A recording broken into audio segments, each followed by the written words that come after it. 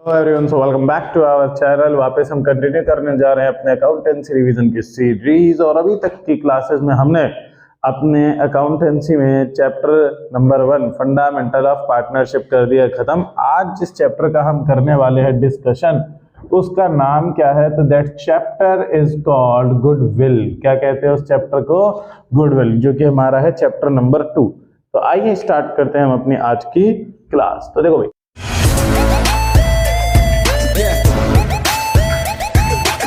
सबसे पहले बात आती है कि सर ये गुडविल है क्या। तो देखो, गुडविल को अगर आपने आसान भाषा में समझना है तो आप ये कह सकते हैं कि ये फर्म का गुड नेम और गुड रेपुटेशन होता है। कि जो भी फर्म है, जब फर्म अपना किसी भी फर्म को जब स्टार्ट किया जाता है तो फर्म स्टार्ट करते टाइम उसको किसी ना किसी नाम से स्टार्ट करते हैं ना। कोई नाम होता है कंपनी का, जैसे हमारे एजुकेशन सेंटर का नाम क्या है? ज्ञानी एड्यू हब।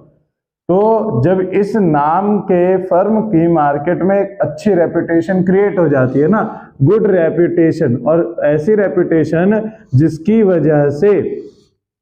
वजह से they earn some abnormal profit, जिसकी वजह से वो जो है कुछ एबनॉर्मल प्रॉफिट को अर्न करने के एबल हो जाते हैं। देखो ना, जैसे कोई भी नया फर्म मार्केट में आता है, अब जैसे कुछ टाइम के बाद उसके प्रोडक्ट्स के द्वारा, उसकी सर्विसेज के द्वारा, उनकी क्वालिटीज के द्वारा क्या होता है, उनका मार्केट में ना एक नेम क्रिएट हो जाता है, नेम एंड फेम।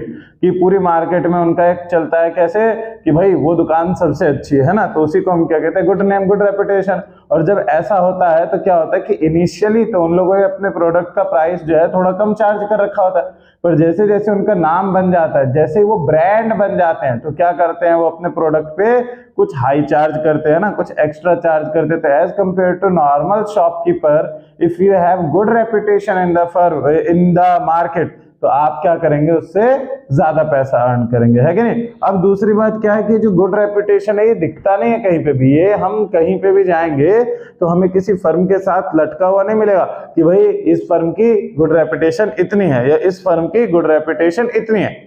वो बस लोगों के माइंड में, लोगों के दिल में, लोगों के अंदर उनको फील आती है। फील कैसे आती है? जैसे सामान लेने के लिए गए, अब उसने अच्छा व्यवहार करा तो ऑब्वियसली उसकी एक अच्छी इमेज बन जाएगी। तो अच्छी इमेज का सर्टिफिकेट नहीं लेकर के वो घूमते रहते हैं, उसको फिजिकली नहीं, इंटेंजिबली, मतलब we can not touch that fame और that reputation, we can only feel about their reputation in the market, है ना। जैसे अब देखो, नॉर्मल में तुम्हें स्लीपर्स की बात बताऊं तो स्लीपर्स में तुम्हें पता है कई सारे स्लीपर कंपनियां हैं जो स्लीपर मतलब चप्पल बनाती है।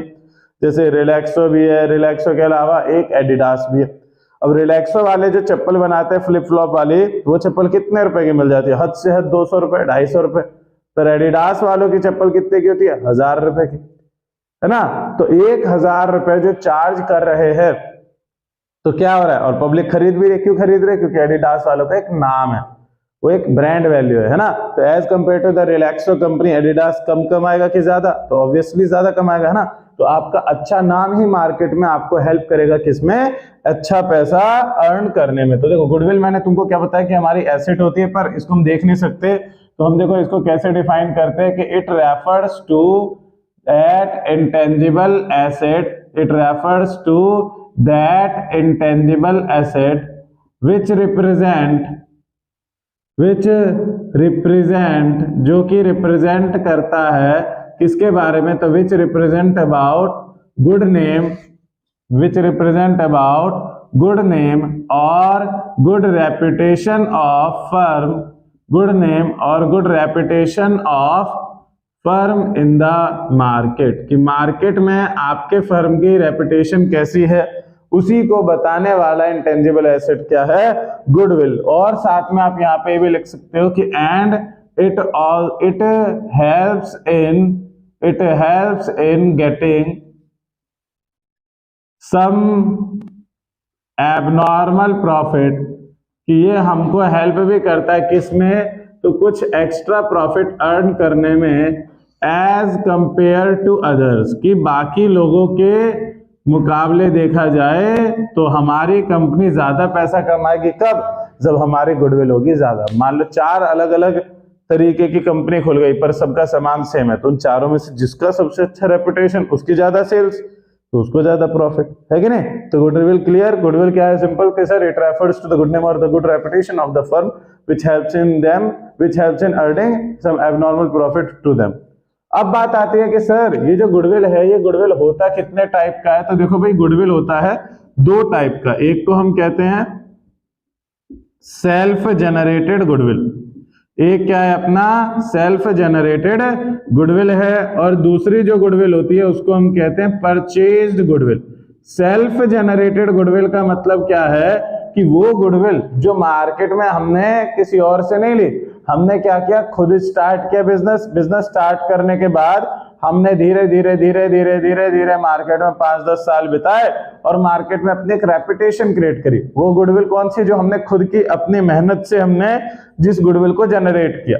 और परचेज गुडविल का मतलब क्या है कि किसी जमे जमाए बिजनेस को, किसी वेल सेटल्ड बिजनेस को हमने जाकर के बात की, उनका मान लो फ्रेंचाइजी ले लिया, उनका नाम यूज कर लिया, या हमने उनका बिजनेस ही खरीद लिया, तो क्या होगा, इसको हम कहेंगे परचेज गुडविल। क्यों? क्योंकि जब हम किसी का बिजनेस खरीदते हैं तो जितने के उसके एसेट्स और लायबिलिटीज है वो हमसे उससे कुछ एक्स्ट्रा चार्ज करता है, और वो एक्स्ट्रा चार्ज किस बात का करता है, गुडविल का। किसका करता है, गुडविल का, है ना। तो सेल्फ जनरेटेड मतलब जो आपने खुद मेहनत से करी, जिसके लिए आपने किसी भी प्रकार की कोई भी पेमेंट जो है एक्स्ट्रा पेमेंट नहीं करी है। और परचेज में क्या होता है कि जब हम बिजनेस खरीदते हैं तो हम क्या करते हैं, पेमेंट करते हैं, ना। तो दो प्रकार के गुडविल हो गए। लेकिन अब प्रॉब्लम आती है, सर हम रिकॉर्ड किसको करते हैं, ना। तो देखो, गुडविल हमारा एक इंटेंजिबल एसेट है। गुडविल हमारा क्या है, एक इंटेंजिबल एसेट है, और इंटेंजिबल एसेट जो है उसके ऊपर अप्लाई होता है AS 26 अकाउंटिंग स्टैंडर्ड 26, उस पर अप्लाई होता है। और अकाउंटिंग स्टैंडर्ड 26 का कहना क्या है, तो इसका कहना है any intangible asset can be recorded, कि हम किसी भी इंटेंजिबल एसेट को रिकॉर्ड कर सकते हैं। कब? तो can be recorded only when we have paid some, जब हमने पेमेंट करी है कुछ ना कुछ, क्या चीजें, तो कुछ ना कुछ कंसीडरेशन फॉर देम, कि हमने जब उनके लिए कुछ ना कुछ बदले में पेमेंट किया है, तभी हम उनको रिकॉर्ड कर सकते हैं किसी भी इंटेंजिबल एसेट्स को। देखो, इंटेंजिबल एसेट्स को रिकॉर्ड तभी किया जा सकता है जब हमने पे करा हो, क्या, कंसीडरेशन फॉर देम, हमने जब उसके बदले में कुछ ना कुछ पेमेंट करी है। तो देखो, सेल्फ जनरेटेड हमने कोई गुडविल की पेमेंट करी नहीं करी, कुछ एक्स्ट्रा पैसा गया नहीं गया, तो हम जब भी आप देखोगे ना आगे वाले चैप्टर्स में, तो उसमें आपको जो गुडविल आएगा ना रिकॉर्ड करने का है, जो एंट्री पास करने का, उसमें हमेशा कौन सी गुडविल होगी, परचेज। ये पूछा जा सकता है आपसे कि गुडविल कितने टाइप की होती है, सर 2 टाइप की, सेल्फ जनरेटेड, परचेज। किसको रिकॉर्ड करते हैं, सिर्फ परचेज को। क्यों रिकॉर्ड करते हैं, तो परचेज को रिकॉर्ड किया जाता है because of recorded due to AS 26 accounting standard 26 की महिमा अपरंपार है। वो नहीं होते तो हमको कहीं पे रिकॉर्ड ही नहीं होता, ऐसा ये कहता है, ठीक है। लेकिन आपने वो बस इतना नहीं लिख के आना, आपने क्या लिख के आना है कि purchase goodwill has to be recorded in the books of accounts because of the accounting standard 26 as that standard says that an intangible asset can be recorded only when we paid some consideration for it। तो देखो, exam के perspective से ये important है, goodwill का theory बस इतना ही आएगा, इससे ज्यादा कुछ नहीं आएगा। अब हम बढ़ेंगे किस पे, वैल्यूएशन ऑफ गुडविल। गुडविल को कैलकुलेट कैसे करते हैं, मेथड कितने टाइप के, उनके बारे में पढ़ेंगे। तो फटाफट से इसका स्क्रीनशॉट ले लो, फिर हम बढ़ते अपना आगे। टॉपिक है वो क्या है, वैल्यूएशन ऑफ गुडविल, कि गुडविल को वैल्यूएट कैसे करते हैं, मतलब how can we calculate the value of goodwill. तो देखो, गुडविल को कैलकुलेट करने के हमारे पास हैं 3 अलग अलग मेथड, जिसमें कि सबसे पहला अपना मेथड है average profit method. Average profit method के बाद हमारा है super profit method. Super profit के बाद हमारा है अगला कैपिटलाइजेशन मेथड। कौन सा मेथड, कैपिटलाइजेशन मेथड। ये 3 मेथड हमने पढ़ने हैं, और इन तीनों मेथड के अंदर भी हमारे और कुछ हैं, जैसे एवरेज प्रॉफिट मेथड के अंदर 2 एवरेज प्रॉफिट होता है, एक सिंपल एवरेज प्रॉफिट मेथड और दूसरा होता है अपना weighted average profit. Simple average profit और वेटेड एवरेज प्रॉफिट। फिर इसके बाद हमारा आता है सुपर प्रॉफिट, तो सिंगल ही है। फिर हमारा कैपिटलाइजेशन मेथड जो है, इसमें भी दो कैपिटलाइजेशन होते हैं। कौन कौन से? एक को हम कहते हैं कैपिटलाइजेशन ऑफ एवरेज प्रॉफिट, और दूसरा टॉपिक होता है अपना capitalisation of super profit.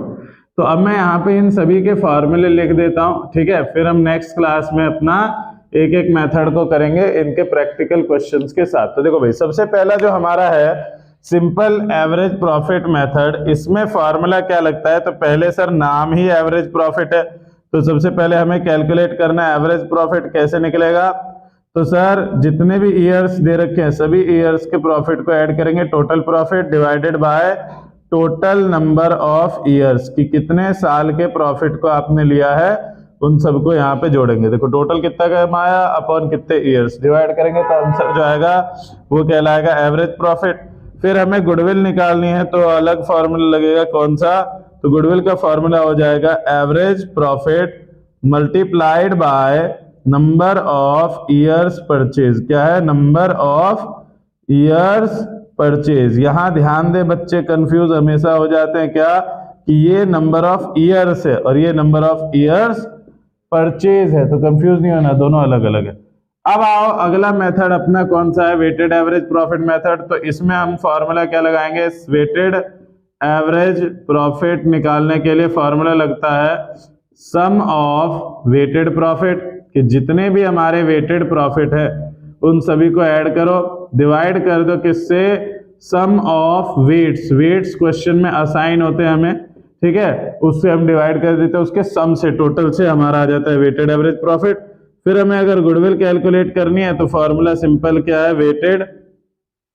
Weighted average profit multiplied by number of years purchase, multiplied by number of years purchase, काम खत्म। तो ये देखो, अगर हमारा सिंपल एवरेज प्रॉफिट है तो average profit is equals to total profit upon total number of years, ठीक। Goodwill is equals to average profit into number of year purchase. Weighted average profit है तो weighted average profit is equal to sum of weighted profit upon sum of weights, और फिर goodwill निकालनी है तो weighted average profit into number of year purchase. अब आती है बात सुपर प्रॉफिट। तो देखो पढ़ेंगे इसको डिटेल में और इंपॉर्टेंट और मजेदार तरीके से बताऊंगा, बट फिलहाल फार्मूला देख लो। सबसे पहले हमें निकालना होगा इसमें सुपर प्रॉफिट, जो इसका फार्मूला क्या रहता है? तो इसका फार्मूला होता है average profit minus normal profit. अब देखो एवरेज प्रॉफिट तो तुमको निकालना आता है, कैसे निकलेगा एवरेज प्रॉफिट? तो वही total profit upon number of years. लेकिन नॉर्मल प्रॉफिट अपना कैसे निकलता है? तो नॉर्मल प्रॉफिट का फार्मूला हो जाता है हमारा capital employed multiplied by rate upon 100 जो है, इससे आ जाएगा क्या? Normal profit. अब बात आती है सर ये कैपिटल एम्प्लॉयड कैसे आएगा? तो देखो कैपिटल एम्प्लॉयड का फार्मूला हो जाता है total assets minus liabilities, total assets minus liabilities कर देते हैं तो हमारा क्या आ जाएगा? कैपिटल एम्प्लॉयड आ जाएगा। तो सुपर प्रॉफिट में पहले हम निकालेंगे सुपर प्रॉफिट को, जो कि निकलेगा एवरेज माइनस नॉर्मल, नॉर्मल ऐसे निकलता है, ठीक है। अब बात ये बात गुडविल, गुडविल देखो कैसे आएगा? तो गुडविल भी सिंपल है, super profit multiplied by number of years purchase, that's it. तो ये हमारे इन तीनों मेथड के हो गए सारे के सारे फॉर्मूले। अब आ जाओ किस पे? कैपिटलाइजेशन ऑफ एवरेज प्रॉफिट का फॉर्मूला क्या लगेगा और सुपर प्रॉफिट का फॉर्मूला क्या लगेगा? तो देखो कैपिटलाइजेशन ऑफ एवरेज प्रॉफिट के केस में हम पहले निकालते हैं कैपिटलाइज्ड वैल्यू। क्या निकालेंगे? Capitalised value. जो कैसे निकलेगा?